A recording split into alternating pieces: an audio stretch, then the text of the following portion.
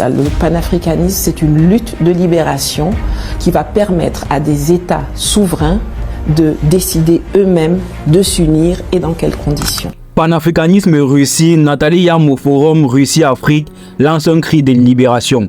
Bonjour à tous et bienvenue sur ma chaîne dédiée à l'actualité géopolitique et aux grandes luttes panafricaines. Lundi 10 novembre 2024 à Sochi, lors du forum Russie-Afrique, une déclaration forte a marqué les esprits. Le panafricanisme, c'est une lutte de libération. Ces mots prononcés par Nathalie Yam, militante politique et figure emblématique du panafricanisme, résonnent comme un rappel des luttes passées et des combats à venir pour l'indépendance et la souveraineté de l'Afrique.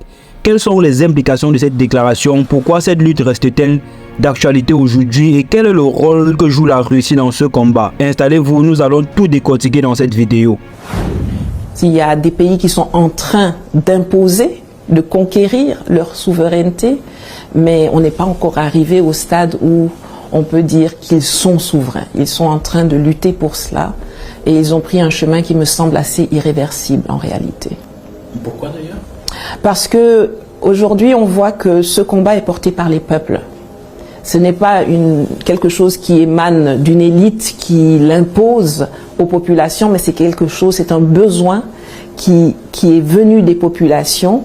Et c'est pour ça d'ailleurs que c'est très difficile de faire chuter ces gouvernements. Pourtant, il y a eu plein d'attaques et plein de manœuvres pour essayer de les faire chuter. C'est très difficile parce que les populations les protègent. Et quand quelque chose émane de la base, c'est difficile de revenir en arrière. Et une fois que les populations sont éveillées, une fois qu'elles sont conscientes des enjeux, une fois qu'elles ont compris quelle était la vision, elles sont prêtes à endurer un chemin difficile, mais à avancer, jamais à reculer. Pour ceux et celles qui ne la connaissent pas encore, Nathalie Yam est une militante politique suisse-camerounaise connue pour ses prises de position tranchées. Elle milite pour un panafricanisme authentique, libéré de toute forme de néocolonialisme. Surnommée la Dame de Sochi après son discours remarqué lors du forum Russie-Afrique en 2019, elle s'est imposée comme une voix incontournable de l'Afrique souveraine. Nathalie Yam critique ouvertement les influences occidentales sur le continent, notamment celles de la France, et plaide pour des partenariats égalité avec d'autres puissances comme la Russie ou la Chine. Sa déclaration à Sochi ce 10 novembre 2024 s'inscrit dans une continuité, mais elle prend une résonance particulière dans le contexte actuel de redéfinition des alliances africaines.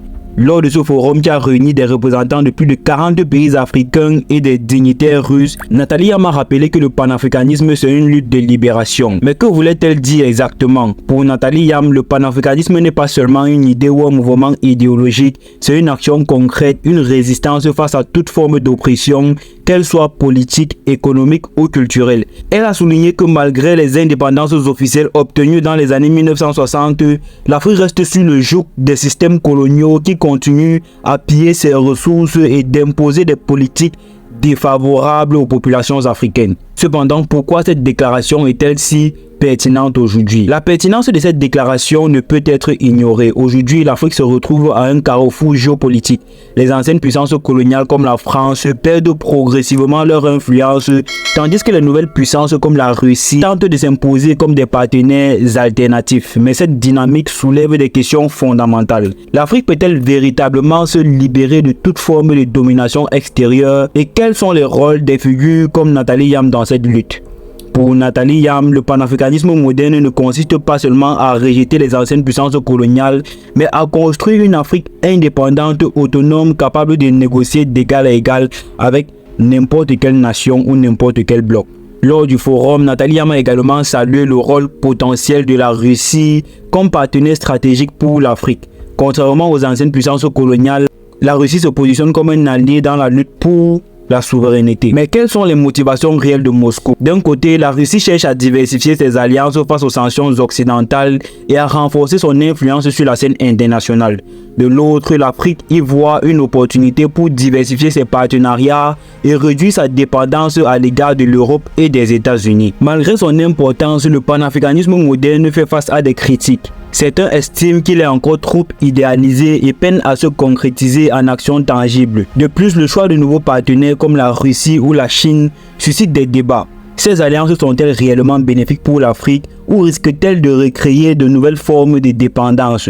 Pour Nathalie Yam, la réponse est claire. Ce sont les Africains eux-mêmes qui doivent définir leur avenir en exploitant ces partenariats comme des outils et non comme des chaînes. Cependant, quelles sont les perspectives du panafricanisme? Premièrement, le panafricanisme est plus qu'une idéologie.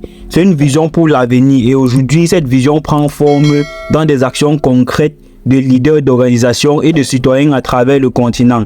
Mais pour qu'elle devienne une réalité, il faut surmonter plusieurs obstacles.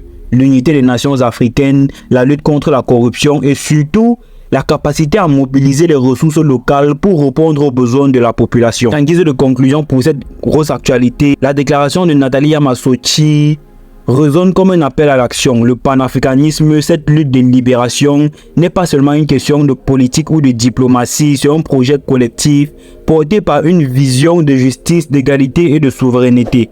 Et vous, que pensez-vous de cette vision? Le panafricanisme peut-elle devenir une réalité dans un monde en constante mutation? Partagez vos opinions dans les commentaires, abonnez-vous à la chaîne pour ne rien manquer de nos analyses et activez la cloche pour rester informé. Merci de nous avoir suivis et à très bientôt.